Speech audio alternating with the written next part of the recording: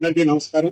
నా పేరు doctor MV Ramanaiah. Nellore నుంచి వచ్చాను. ప్రజారోగ్య వేదిక రాష్ట్ర అధ్యక్షుడు. మీరు చేస్తున్నటువంటి మీ నిరసన కార్యక్రమాన్ని, మీరు చేస్తున్నటువంటి పోరాట కార్యక్రమానికి మద్దతు తెలపడానికి కోసమే ఇక్కడికి వచ్చాను మిత్రులు. మీరు చేస్తున్న కార్యక్రమం చాలా జెన్యూన్, చాలా తప్పకుండా దీన్ని కూడా గవర్నమెంట్ ఆచరించాల్సినటువంటి విషయాలు. ఇప్పుడు మీరు స్ట్రైక్ లోకి వచ్చారు, కానీ మేము గతం నుంచి కూడా ఈ డిమాండ్ ప్రభుత్వం చేస్తున్నాం. సరిపోయినటువంటి రక్షణ, మీరు చేస్తున్నటువంటి పాయింట్లు అన్ని కూడా రక్షణ కానీ, జీతం కానీ, పని విధానం కానీ, పని కాలం కానీ, ఇవన్నీ కూడా చాలా జాగ్రత్తగా ఉండాల్సినటువంటి పరిస్థితుల్లో మన చేత గొడ్డు చాకరీ చేయించుకుంటూ మనకి ఇచ్చే డబ్బులు అనేక ఖర్చులు పెట్టి మనం అంతవరకు చదువుకొని వచ్చినటువంటి పరిస్థితుల్లో స్టైపెండ్ ఇవ్వడానికి కూడా గవర్నమెంట్ కి మాత్రం డబ్బులు లేవని చెప్పడం అన్నటువంటిది చాలా దారుణం. రాష్ట్రంలో జరిగినటువంటి అనేక కార్యక్రమాలకి, అనవసర కార్యక్రమాలు ప్రభుత్వం అనేక రకాలుగా ఖర్చు పెడుతుంది.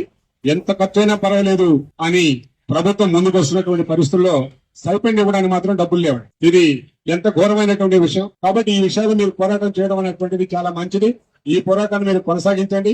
ఫలితం వచ్చేంత వరకు మన కార్యక్రమాన్ని చేయాలన్నటువంటిది నా అభిప్రాయం మిత్రులారా. దీంట్లో 3% పెంచుతాం, ఇవి సంవత్సరానికి ఇస్తాం, నిదానంగా ఇస్తాం, ఇవన్నీ కూడా చెప్పడానికి, మన స్ట్రైక్ ని విరమింపు చేయడానికి చేసేటువంటి ప్రయత్నాలు ఇవన్నీ కూడా మనం నమ్మొద్దు. మనకు ఖచ్చితమైనటువంటి హామీలు ఇచ్చేంత వరకు మీ కార్యక్రమాన్ని కొనసాగించాలి.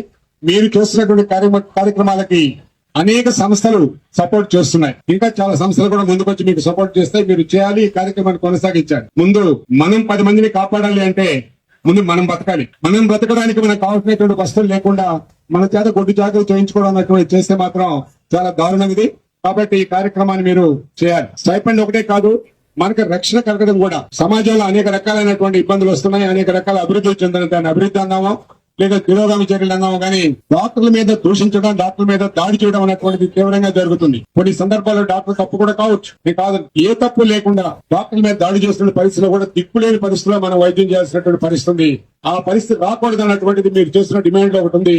దాన్ని మేము పూర్తిగా సపోర్ట్ చేస్తున్నాం మిత్రులారా. కాబట్టి ఈ కార్యక్రమాన్ని మీరు చేయాలి. అయితే బాధాకరమైన విషయం ఏంటంటే, ఇంతమంది డాక్టర్లుగా మనం కార్యక్రమానికి దూరంగా వచ్చినప్పుడు సాధారణ ప్రజలు అల్లాడిపోతున్నారు. సాధారణ ప్రజలు వైద్యం చేయించుకోలేక, గవర్నమెంట్ హాస్పిటల్ కార్యక్రమం జరగక, వైద్యం అందక ప్రైవేట్ హాస్పిటల్ పోయి డబ్బులు ఖర్చు పెట్టి చాలా పేదవాడు మరింత పేదరికలకు నెట్టిపడుతున్న పరిస్థితి మన స్ట్రైక్ వల్ల జరుగుతుంది.